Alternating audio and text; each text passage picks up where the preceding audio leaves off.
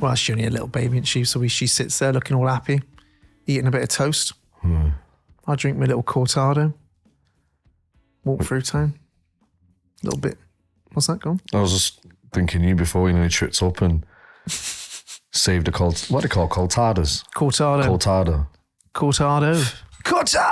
So, folks, welcome back. And guess what? It's part 2, really, of the last one, because we ended on something. The time these are coming out, pretty much everyone's going to be going, I'm thinking about the new year ahead, all that. And I always think, question I like to ask myself is, now I know what I know, what would I do differently next time? So I'm thinking about that moving into 2025, because this next year, it's the same thing. Now I know what I know from this year, what would I do differently next year? Or what would I do more of or the same of? Do you know what I mean? Yeah, I think them questions come with that, like, what would I do more of, less of, keep on doing, stop doing? Yeah. What would you do more of? Some of what that I've already done. Number one, I would definitely do some parasite cleansing again throughout the year. Yeah, I think that's important. I've just gone. I just think on that note, for people to go away and to start looking at why we're promoting that in a way, is that a good percentage of underlying health issues is parasites. Legit. For me, I just felt great as well. I can't tell you how great I felt after the initial part of the process. What protocol did you use? My protocol is very simple. It was Paraguardian, is it, by Biooptimizers, which was like eating an Indian meal in a capsule. You're like, flipping out, like feel it burn in my mouth. Do you know what I mean? Like there's some stuff in there, like, do you know what I mean? Spice. Like bark or whatever it's called. And I did a bit of fasting with it, but I looked on Biooptimizers. I love Biooptimizers. And it's a bit like this clearing out the zombie cells protocol, where actually they're like, you know what, you probably don't need to change too much or even complicate it and do it a certain time in a month. You can just run with this. If you're doing like really hydrate loads and hammer this supplement, you can probably get away with that. Do you know what I mean? Because I think if you make it too hard, people don't do it, do they? Oh man, it's some crazy. Because you can do you've looked into it. You can do a lot of things like they say around, the circadian rhythm with the moon and all this stuff. Parasites. When you actually kill it, that's when it releases an enzyme, because you lay like 1,000, 2,000 eggs a day. So, that issue there is that you need to get it right, because if you do get it wrong, you can piss it off. Yeah, and for me, it's a heavy protocol of supplements. What's that? How many? It was like 5. It was like 5, 3 times a day, I think, at one point. So I went taking it with enzymes and stuff like that? Nah, just that purely. I even stopped, because trouble I had was you can't take it with other supplements, it says. So surprising it didn't get you taking it with enzymes, or? But there's no with the uptake and that. No. Yeah. And I tell you what, this is the benefits. My bloating just went. I didn't even realize I was bloated. I didn't realize how tender I was here. Really? Yeah, you don't realize till it's not there, do you? You're like, God, I don't feel so tender. It's a weird thing. I felt really clean.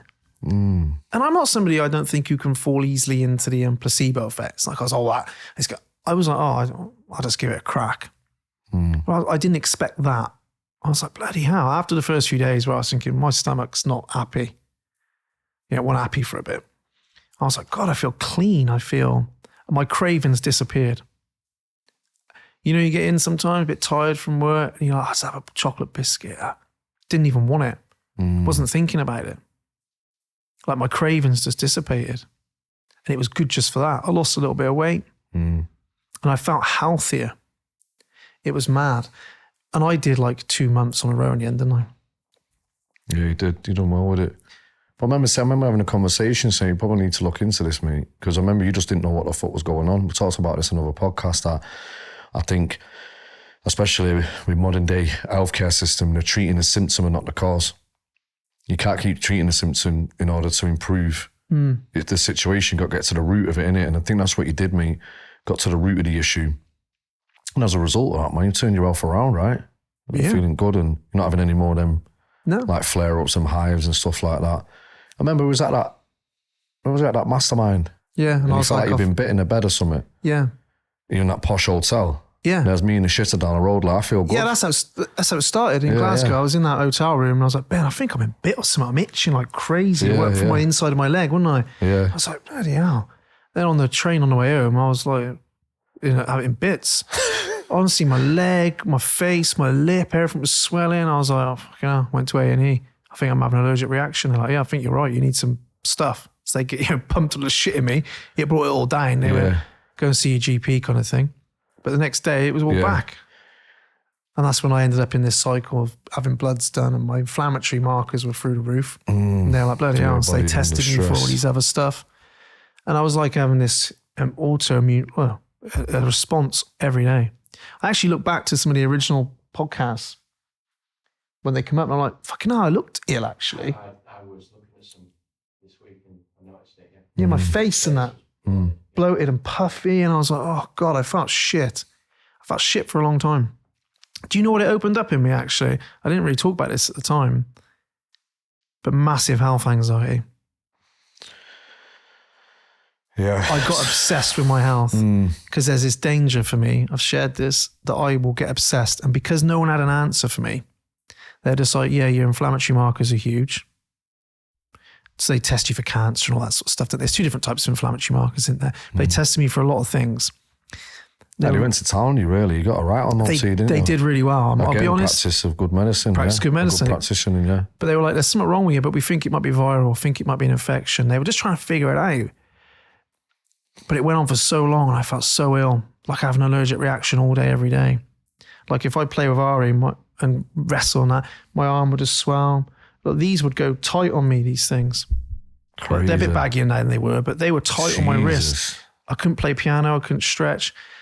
It was just weird and it went on and on. I think because then you start Googling, I'm sorting this out myself and you're like, oh, fuck me, have I got this? Have I got that? And every little pain, I'm looking at Mark. I think now he's sat next to me, I keep wanting to look at him. But every little pain, you're like, oh, what's that? Do you know what I mean? And I had chest x-rays in the end because it was in my, see if there's a problem with my lungs because that was a problem at one point. But I think it was just my system was just absolutely reacting to so many things. And I don't, what was it? Who knows? I remember that, we spoke about on a previous podcast that if you look through history, we've always had some way of deworming. Yeah. Right? And, you could say before the war, it was a thing. We deworm our pets and shit like that, but forget about deworming ourselves. In fact, it'd probably be deemed some tinfoil hat shit these days. But when you actually go into the work that we've done and you realise that there is issues due to him and also there's ways of deworming yourself and being on point, and certain diets are just feeding this shit, and you're creating an environment and a terrain now for all disease to go. If you've got high, inflammatory markers and chronic inflammation, that's a breeding ground for any disease. Well, that's the problem. Because obviously, from what we were talking about, I was like, I don't want my inflammatory markers to be high because that brings about disease in itself, doesn't it? Big time. But I think I wouldn't say the Parasite Cleanse fix that. Well, you said in a previous podcast, it's not one cause and it's not one fix. Yeah. You know what I mean? It's that whole holistic approach. I think it was certainly a massive part, but that's the philosophy. It's definitely a leading cause or a big part of it. And when you see, this is a thing that we do with the work we're doing. When people are anxious and they're stressed out and they're burnt out and they're catastrophizing or overthinking or overwhelmed and all that stuff, they are the symptoms of giving you feedback of going, shit needs to improve here. Try, imagine there's some people who have had the issue that you had and will just continue now living like that as if it's acceptable. It woke me up, actually. Well, that's one of the things that it should do to people. You know what I mean? That you he dropped his guts there. You've had some, physical issues, which has then made you understand is an issue. Well, I looked into it. That's why you were talking to me about it. Obviously, I had that little half hour Matt Glant, which was really useful for me to give me his time. But they're big on that, right? Like, what's his boy called? Wade? Wade Lightheart, is Yeah, it? he had, Really on the enzymes and the parasite, huge on parasites, yeah. But he had something where they went about treating it the wrong way. Remember, it ended up in his eye. Yeah, they were doing like doctor- electrotherapy. Dr. Wade Lightheart, isn't he? Yeah. He's a doctor, yeah. And he was the gut expert, like leading expert at the time, wasn't he? He's they're really Probably still switched there on now. people, really nice people as well. And so I did that, and I would recommend that to absolutely anyone. Me Just too. just for your health. I was like, man, I feel, you know what, Phil, we were talking about in the previous episode, through personal experience, people might say, oh, that sounds a load of nonsense. You're like, well, maybe you may think it sounds like a load of nonsense. However, in my personal experience, that was mega beneficial for me. And you know, we're very similar. I like that sprint kitchen sink philosophy of like, I was like, right, I am going to hammer my gut health for 2 months, throwing everything at it from all angles and then pulling it back. Do you know what I mean? Loading it up with flipping all the good probiotics and prebiotics, all the good stuff. Do you know what I mean? Yeah, and then find like a maintenance of it. Find like a little maintenance dose, but I like that little sprint, pull it back. Yeah. Sprint, pull it back. But I would, if for health wise, I noticed I stopped craving sugar through those months. Yeah. You don't notice you're craving sugar till you're not. It didn't look attractive to me to go, whoa, what is that, half a pack of Hobnobs there? Do you know what I mean? You didn't need to eat. You weren't hungry. Yeah, I just stopped You know what I eating mean? Yeah. as much. You're licking your lips now. It's not making sure I'm not bleeding. You're not bleeding. No, but for me, that was a massive improvement in my health, and I think anyone can do it. Of course, you could say, well, don't buy a supplement. Go and piece it together yourself. But mate, if you look what's in them, you'll be you ain't never going to piece that together. And if you do, it costs you a fortune because you'd have to buy the big amounts of it all. You'd be there forever. Like you said, talking about supplements, there's supplements that work and supplements that don't. The problem is the supplement industry is that the most of it's shite. Yeah, well, there's no The quality of them is shit. Yeah. You really need, for me, you got to do due diligence. It's always going to be, they've got to be really transparent with the ingredients, all this proprietary blend shit, the hiding stuff. Then for me, it's going to be organic and as natural as possible. And then, if you really want to nail the hat on, they've got to be third party tested. It takes a lot for a company to do that. So, always look for them markers when you're putting this type of stuff in your body. People go, I don't know about supplements, but rather, chewing on a fucking Snicker and not thinking, and you go to Allen & Barrett, you got this shitty brand with a trace of vitamin D, but can get away with it by saying there's so much of it in it. It's just a minefield for people. So I think you generally get what you pay for supplements. There you go. I think what's happening now, there's companies now that are just trying, like there's some quality stuff, like think of Matt Gallant stuff and all that, like they are quality and they're, they're reasonably priced, isn't it? Yeah, people would say they're expensive because you could look in a supermarket and buy some magnesium for like £7. But you're not getting any magnesium. You'd have to take the whole flipping box probably. Well, obviously not, but you know what I'm saying? Yeah. So you're getting what you're paying for. So you got to be careful of that stuff. Do your own. Just take your word for Google. Google isn't research. You got to get into the nitty gritty of it. You got to get a good overview, and then follow what people are doing, get in the right round of people, and hear the right conversations, and you're going to figure out. I think that deworming yourself is a good protocol to have on a year basis. Minimum. I think so. Minimum. I think so. The other thing I do a lot more of in your question, I'll keep doing, is lifting weights. Yeah. I think people would benefit from lifting weights. Of course, it was my background, but I think it's a nice little lesson for me. I just got back into what I enjoyed. I was like, what do I enjoy? I enjoy lifting weights. I always enjoyed it. I love that process of getting stronger. I love that style of training. I don't want to go for a run. I don't want to necessarily do yoga and all that. It's great for you to do yoga. I get all that. But if you said, you got half hour at a time, what do you want to do? I won't go, I'm going to do some yoga. I'd be like, I feel good for going in and lifting.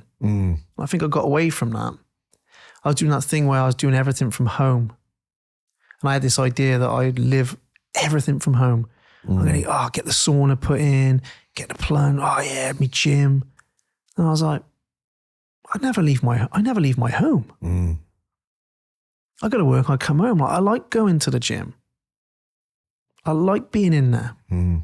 being around other people lifting. I like that.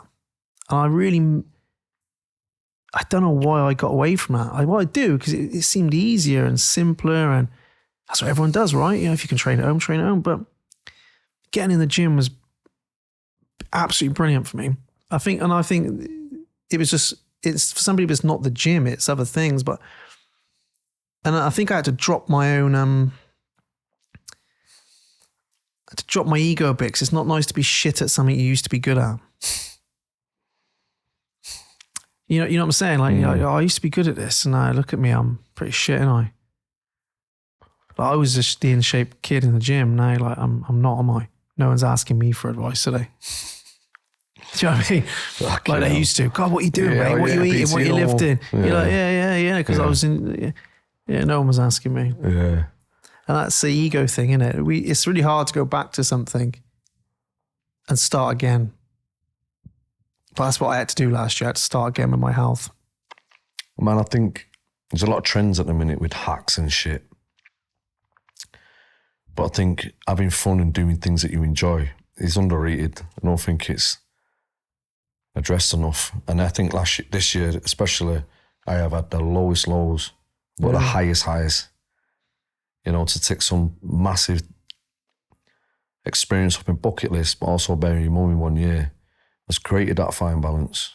2 massive experiences that shaped my character. And one of the parts of my routines is that we like to have fun. We are sporadic. I love the banter. I'm always doing crazy shit. My family do the same. When we do things, it's always extreme, right? Look at Halloween, chasing kids up the street. Your 5-day Halloween party. 5-day Halloween party. I thought you were American. You know what I mean? We go nuts. London's in America, I don't know if you know this. I put Americans to shame. But even now, you see the pictures. I love to be in that environment. I love to host. I love to be the centre of attention. What were you looking forward to doing more of next year? I mean, I don't mean, you've had a lot of time taken up with your mum. Yeah. I don't mean it like time taken up. I understand what you're saying. But if you were to look at New Year if you're sat New Year's Eve and you're sort of thinking, okay, just personally, not professionally. No, I think personally I've got it in check. Like to have a healthy, happy home.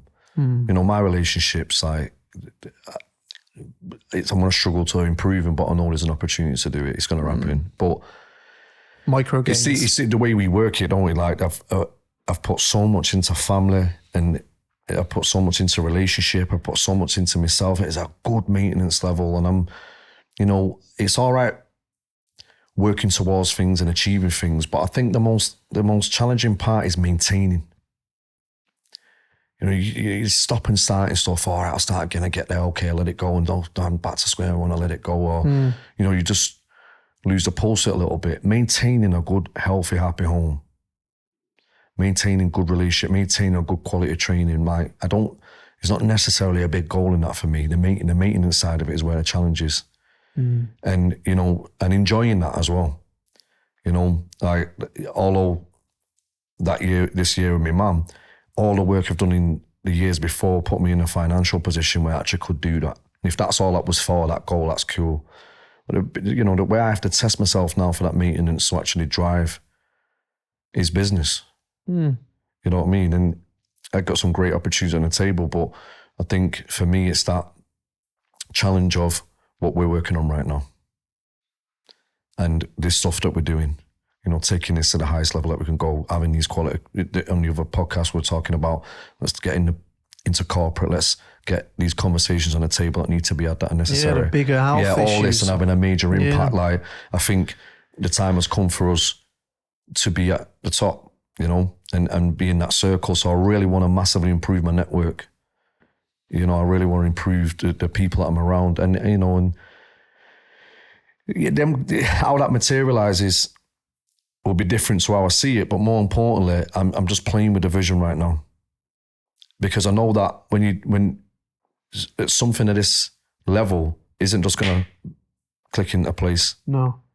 And so I'm just letting things come to me, and I'm seeing for what it is. I'm getting a feel for things. That's not for me. That's for me. And there's a lot of change happening with me in terms of what I wanted. Yeah. Like we talk about, I could say I've reached what this 15-year journey has been all about. I've got a house of my dreams, been driving the car in my dreams, not like the materialistic stuff matters, but to be able to host, have all that love in the walls, walking my kids to school, never missed a school trip. I walk my dog. I'm doing everything that I enjoy, but it's brought about a bit of complacency as well and a bit of comfort. I've been digesting a lot. I've been a massive reflection. I'm letting myself heal, letting myself adapt. I'm still learning lessons and all that stuff. So there's this phase that I'm just enjoying, but also there's a sense of urgency, and just demanding more of myself right now in a professional manner seems very appealing. Yeah, that's probably applying the energy and focus you've applied to that. Exactly, which me and you've talked a lot about that. I just had to address this before I could do this. And I think those two experiences, going to Zimbabwe, doing the safari, which is on most people's bucket list, right? To actually achieve that and losing my mum, those two experiences they've had a massive impact on me and what, on my character and just my awareness of life and my understanding and my belief in myself and my ability and my capability, and now channeling that light towards fitness. And also, you've only got so much energy and focus, haven't you? Yeah, but like really recognizing where you're at. Because sometimes you run so fast, you can lose sight, like you take it for granted. Like my network, my resources from yourself and all other people, like the fact that I get to choose now, the fact that I'm like, okay, now let's put all this to test. Let me create this path. Let me articulate this. It's time to build and have a bigger impact. I don't want to be a nearly man. It's like, we're in a position now to have a massive impact. And it's not a one-man job, this. It never has been. And all this, that stuff we were talking about on another podcast is really what's in my vision, mate. Yeah, well, it's what drives you in there, the overall health of a society, of a community. The world relies on people who are entrepreneurial. We're twisted in many ways. We're the people that make a difference. I'm not talking from a business perspective of how creative we can be. Well, it takes somebody to get up and, of course it does, and drive something and stand for what you believe in, fight for what's right, and I'm also against the opposition that they think they're fighting for what's right. But we've done a lot of work, mate. We've come a long way in the fact that we know that we've got something that works. We're so deep in this knowledge. We everything that we've needed to test has been tested, and we're a living example of what's possible. Like I said, when we've done the event in Malvern, like the fact that you guys now are a testimony to what is possible and this stuff works. Yeah. For us as coaches, for what we do, I'm like, that was a good crew, that lot. Yeah, it was a very good crew. Event. That was a good event. It was a good live as well. Good live set. It's come out well. Is it have we released the full Saturday night? Yeah, I look live forward to that. A YouTube. Some different shit. Like it at the time it was. It's going as a live video on YouTube. At the time we're recording, it's going out as a live, driving the members and that to it to have a watch, because it was good. It's good crack and it's got some good humor in it. But I think that I think what you're saying, everyone's life goes through seasons and every area has different focuses. You've had yours. Mine was all about my health, really, and getting my health sorted and getting back in shape. And you have to make sacrifices for that sometimes. It all comes as a bit of a trade. I've had to trade a few things to focus my time and energy on that, and it's just making the trades you're happy to make, isn't it? I think sometimes. That's such an important point.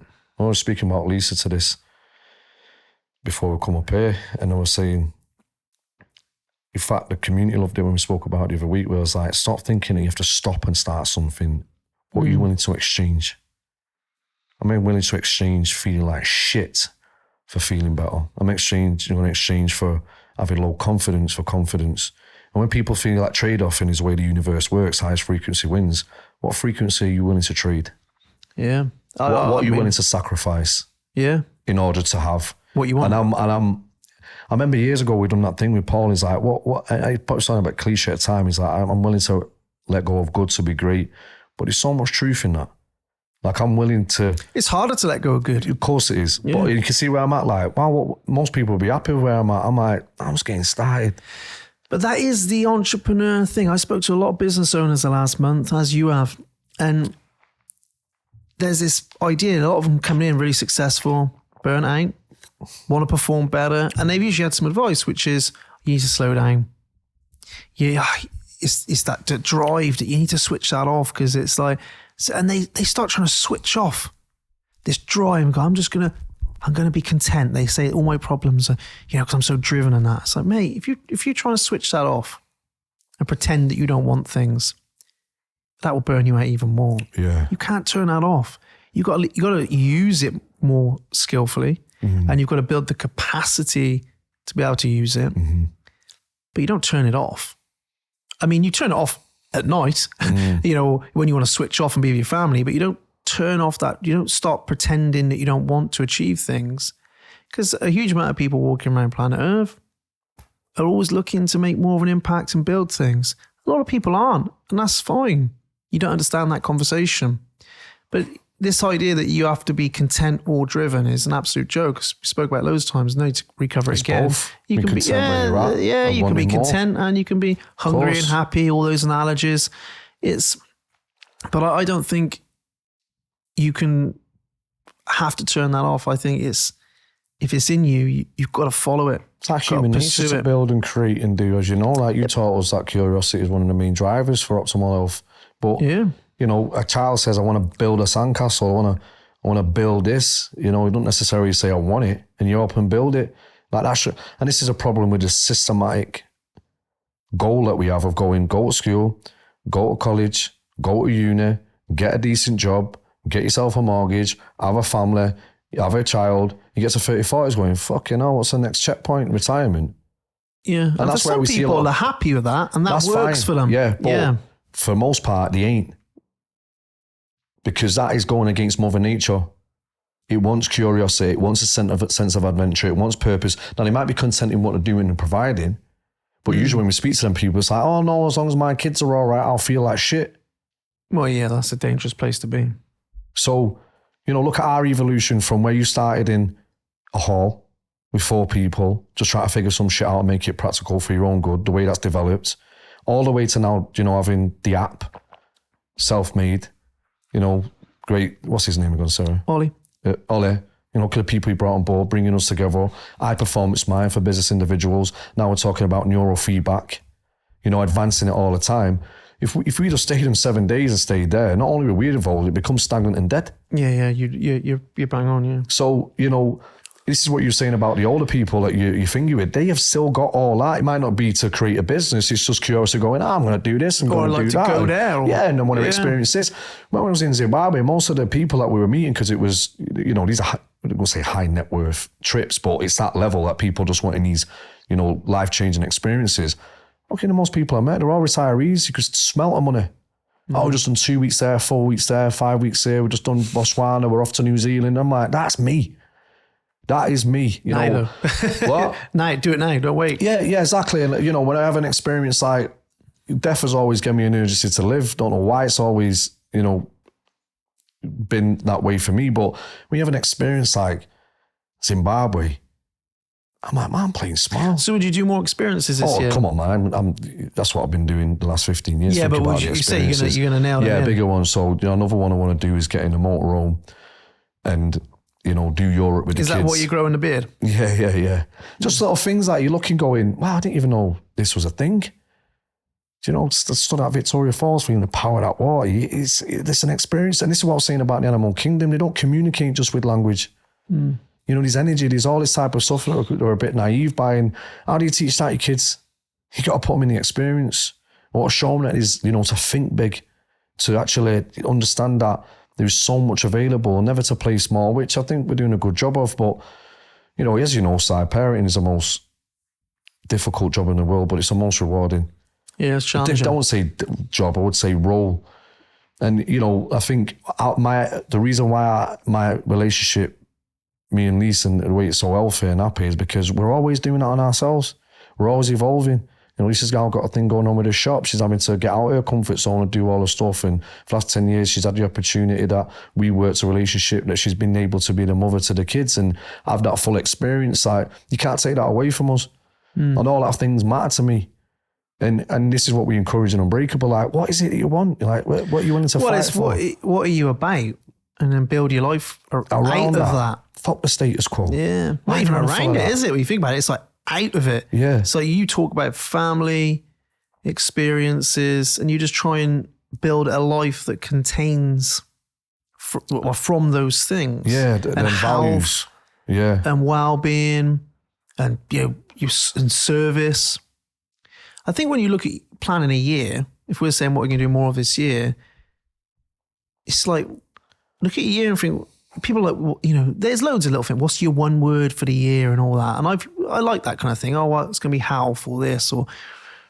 But if you think, oh, what are my values outside of like the personal development values? Like, what am I about? What do I enjoy? What am I passionate about? And and how can I put more of that in my year? How can I put more of that in my month, my week, my day? That's a good thing to be aiming for. I always look at my calendar and I think, does this reflect the life I want? Man, what a question. And if it doesn't, I'm like, I need to change this. Like, look at my day and go, why am I doing this stuff? Yeah. Did I get to the gym? Did I walk? Did I get outside, walk the dog? Did I eat good food? Like, am I working on the things I want to be working on? Or am I doing that? Oh, I just got to do this and I'll get there. Sometimes we all have to do things we don't want to do. And especially building a business, for example, sometimes you've got to do stuff. Probably don't want to do this, but I'm doing it because we're at that point. But very often you might find you're still doing it 9 months later, 8 years later, 15 years later. You're like, oh yeah, I'm still doing the stuff I said I wouldn't be doing. And I think that is a good question. Like, people set goals. Think, okay, look at my month. Does that look like the month I want to live? If it doesn't, what would make it look more like the month? Actually, I was talking to one of our members this week. I was like, where do you think you are? 1 to 10. How happy are you with that area of your life? 7, 8, or 5? Okay, simple question. What would move it up a notch? How would you move up 1? What do you mean? Well, what would have to happen for you to be 1 point happier? Well, I'd like to be doing more of this, or I'd like to feel more of that. Okay, how could you do that on a weekly, daily? I could do that. Okay, do that then. And that sounds a real simplistic thing, but simplicity is important. I'm like, sometimes I just think, look at my year and think, what's worked for me, what hasn't? What would I do more of? I definitely, one of the best health things I've plugged in is 3 or 4 saunas a week. Well, we're speaking about this, how important it is to sweat. Yeah, 3 or 4 saunas, like basic practical shit. 3 or 4 saunas. I'd get parasite cleansing in a couple of times a year. I'd make sure I got time away, and I'd make sure I prioritize time away. I find it easy to not go away. I have to like really go, right, we better go away. But I think I'd prioritize a bit of time. I know one thing, I have a little marker of when my life's getting too busy. I've got this alarm. The dog doesn't get walked. That's my alarm. If the dog hasn't been walked, I'm like, why ain't the fucking dog been walked? I love walking Milo. Why am I not walking him? Do you know what I mean? Sometimes it's a skip because of. I'm like, I'm getting too. Things are eating into my time. Yeah. Why is that? Yeah. It's like a little thing, It's like, wow, why didn't I get to? People could use the gym. People could use date night. Why haven't we had one of them in a while? I've been busy, haven't we? Yeah, well, let's not be too busy for that. Man, that's some self-awareness. And, I'm always making sure that I invest in all these accounts. That's our philosophy, innit? You got to be rich in all accounts. And it's all right looking after your well-being, but if you look after your well-being and live a life that you ain't enjoying, then what's the point in doing it? It's like you're saying, it's like great, everyone's on about these routines, but then you got to access a mode. Or are you turning up? How are you behaving? What you're focusing on? And it's what we big on this in Breakable. I'm like, if time is the most valuable asset, you need to make sure how you invest in it. What's the return of investment? You don't want to live a life. We've been blessed with this game of life, but you're going to live a life that you don't enjoy. And sorry to cut you, but you know so many people, like you say, what do you want to do? Well, I'd really like to. It's that enjoyment that they're missing, right? It's that feel-good factor of going, not just doing things that make you feel good in terms of habits, but that going, me and you love doing this podcasting, whether it goes, big or not. We enjoy a good quality of conversation. It's what we're doing anyway now, to stick a mic in our face. But I enjoy pushing myself. I enjoy playing football with the boys. I enjoy playing a bit of computer with Cairo. I enjoy letting Amara lead the way. I enjoy spending time on my own and listening to the stillness. I enjoy spending time with Lise. There's not much things in my life that I don't enjoy, but it was a time that I despised every minute of every day. And that's a sorry ass way to live. So really that's it, innit? The biggest thing to be focusing on is going, what am I enjoying? What am I not enjoying? What am I, how many people go, I'd love to do that. I don't know why I'm not doing it, mate. I love doing that. Somehow justify why they're not doing it and wonder why they're living a life where they're not enjoying it. Well, I asked this question this week in a session, and I asked it, and it was about shadow work, really.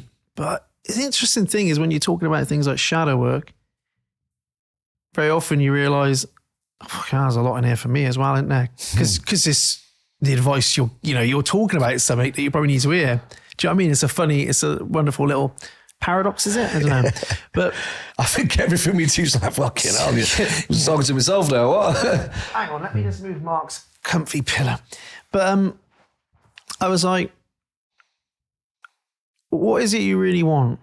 Like, when we're chatting about it, and the second was like, how are you getting in your own way? How do you get in your own way? And I thought, as I was saying it, my cogs were whirring in my own life. You're like, oh, yeah. And I was like, because we look at what we want, and the key to this word, the key section of that question is, how am I?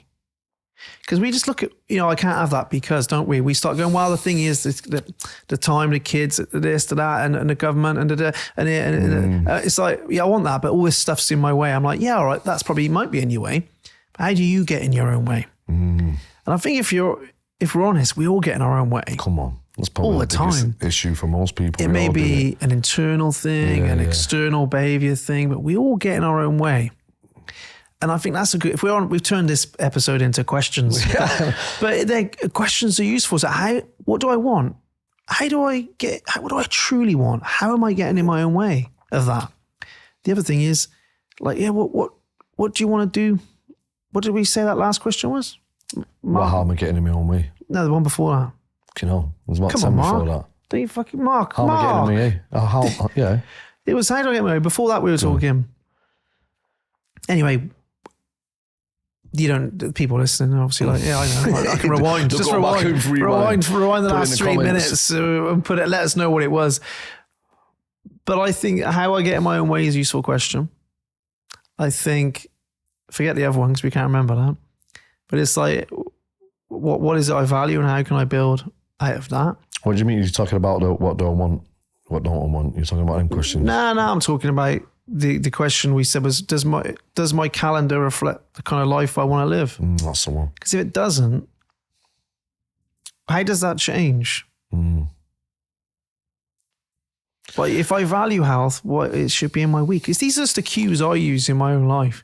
I look at my week and say, or my day and be like, how much longer am I willing to do this for? While we're on that note, I think let's just talk about the importance of asking powerful questions to others and yourself, right? Because really, the opposite is that you don't ask a question, you just tell yourself and beat yourself up. If you're feeling like shit, I'm poor, I'm this, I'm that, I'm a bad person, I'm so anxious. If you just stop for a minute and said why, or what, or how, or when, or where, you ask the subconscious mind. It's the game of negotiation.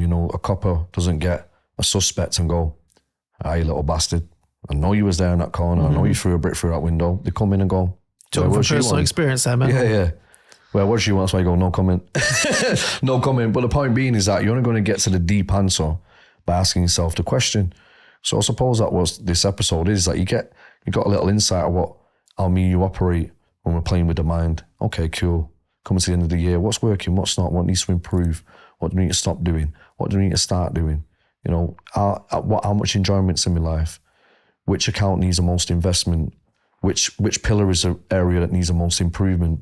Yeah, where am I at 1 to 10? Yeah. What's my deepest lesson? Rate where I'm at 1 to 10.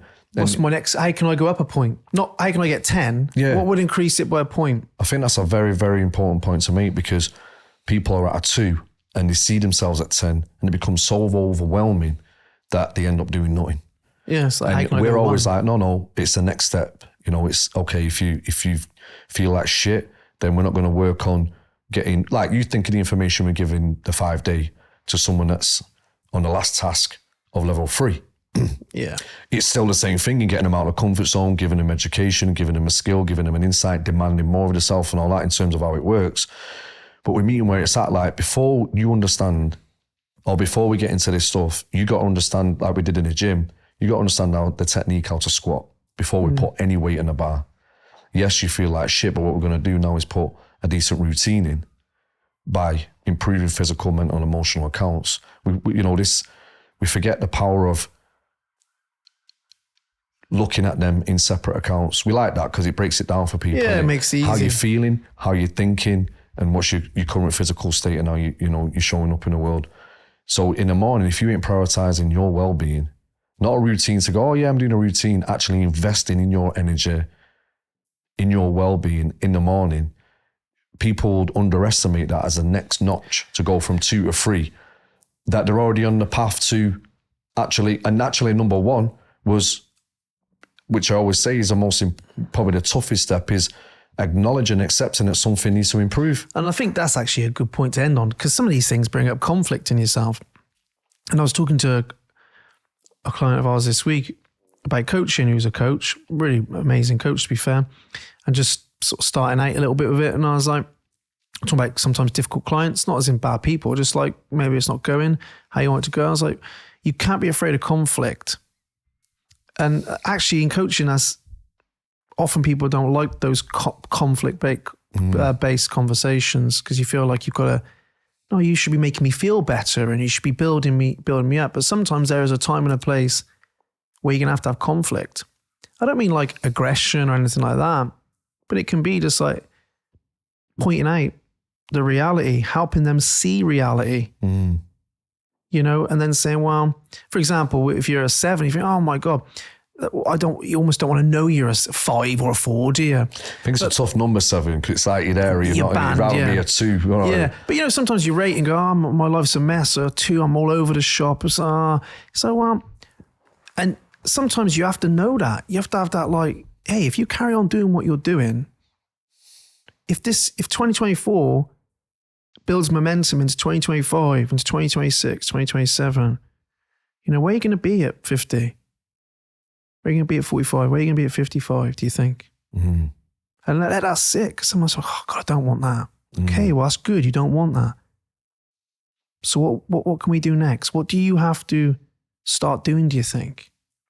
Because sometimes we need that. We need that like conflict, right? I've had situations where I haven't challenged somebody enough on something. I've let them roll with it. You know what I mean? You think, oh, and I should have been more firm when I was younger. People maybe went, hey, I'm gonna have to challenge you on this. For yourself, not for me. Like challenge you to see your behavior. I'm gonna have to be a bit more direct, a bit more blunt.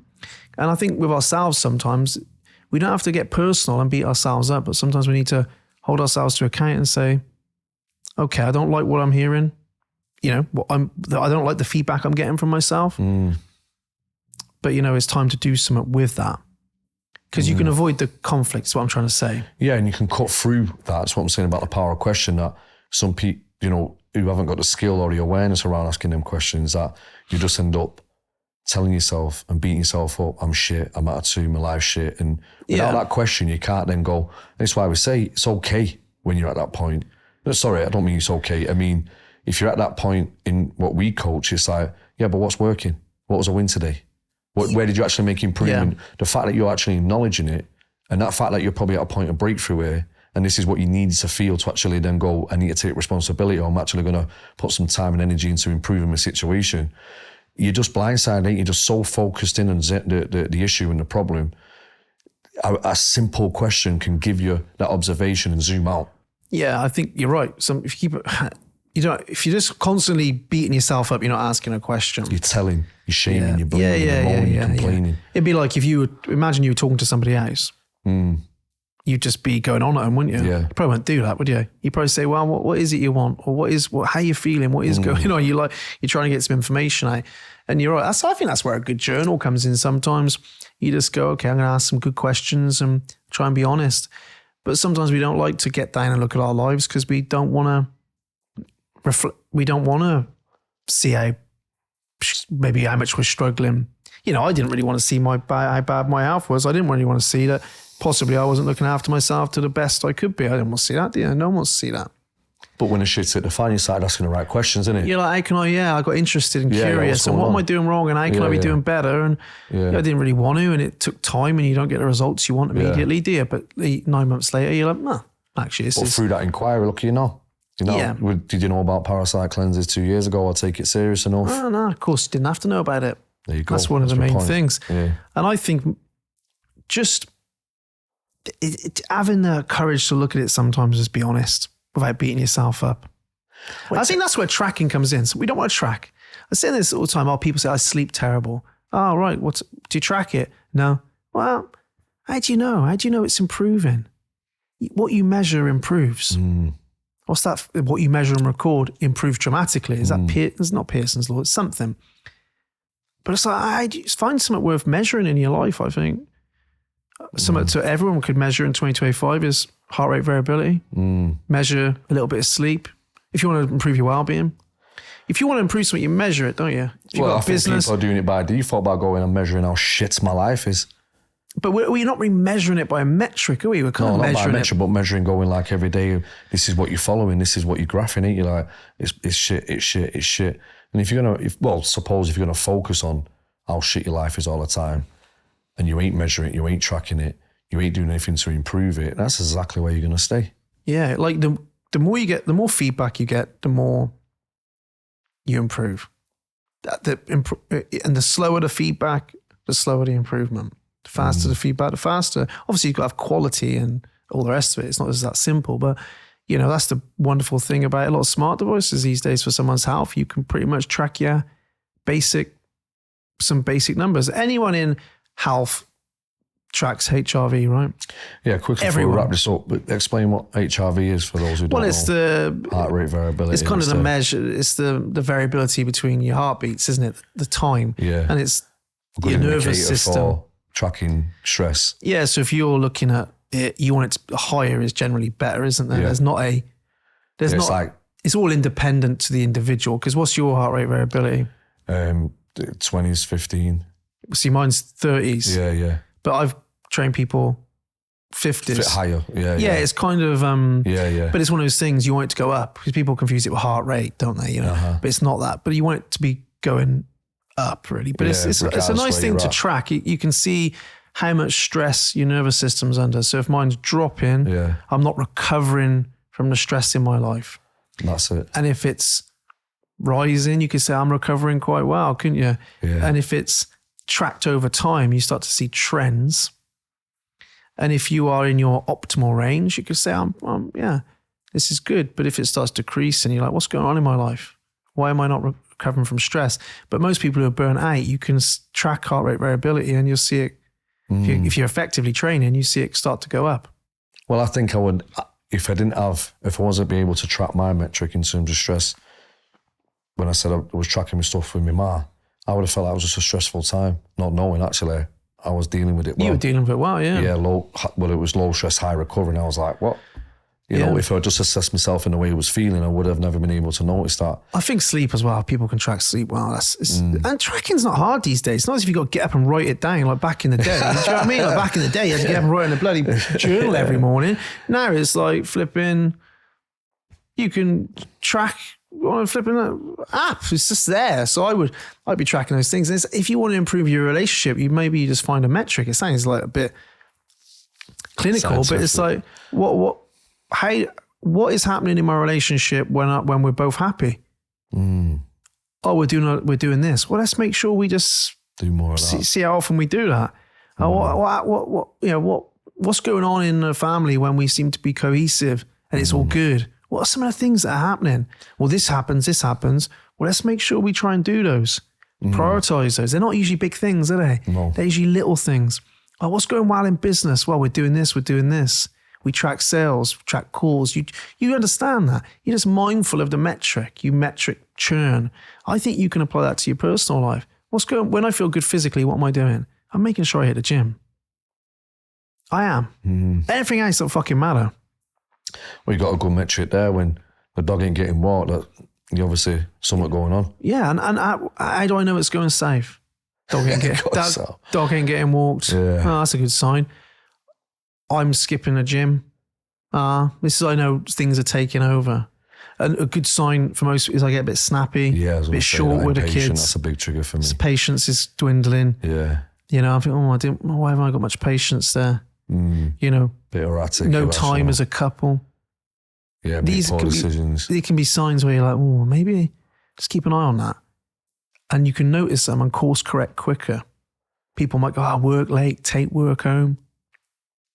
Don't switch off. It's like, well, if that's a sign you're getting consumed by work, be mindful of that. And I'm doing that thing again. Awareness kicks in. Mate. Something needs to happen. It's that little point of reflection where you say, I need to do something here. I think they're useful cues. Like I said, mine's always the dog. Like from a personal standpoint, I'm like, how have I got too busy to go on a lovely walk with my dog every day? You like dogs? I like guns. That's what it says, isn't it? I like guns, Tommy. Yeah. Anyway, folks, it's been a blast. This session is titled Questions from the Abyss.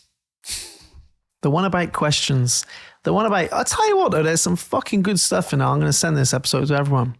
Be like, watch that episode. Think of these cues. Think of these questions. Because you know what's going to happen? New year. Going to set the same goals that set last year. Going to fall off the wagon.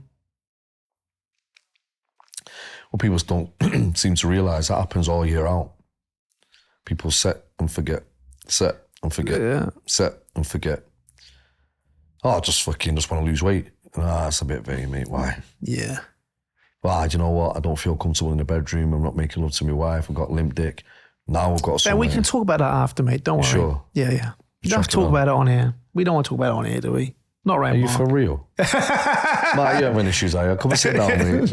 No, but the point I'm trying to make is once you have an understanding, asking them right questions of why you're doing what you're doing is so important, because that role's going to be tough in changing it. So it's not just a vision of what I want to achieve, it's also the consequences if you don't, the impacts it's having, it's where you're making you feel. Because you taught us this, usually what you want to achieve is the way it's making you feel, what you think it's going to make you feel. Yeah. And you can feel that now. But, if you're having them issues, just on that note, then, they're good signs that things need to improve.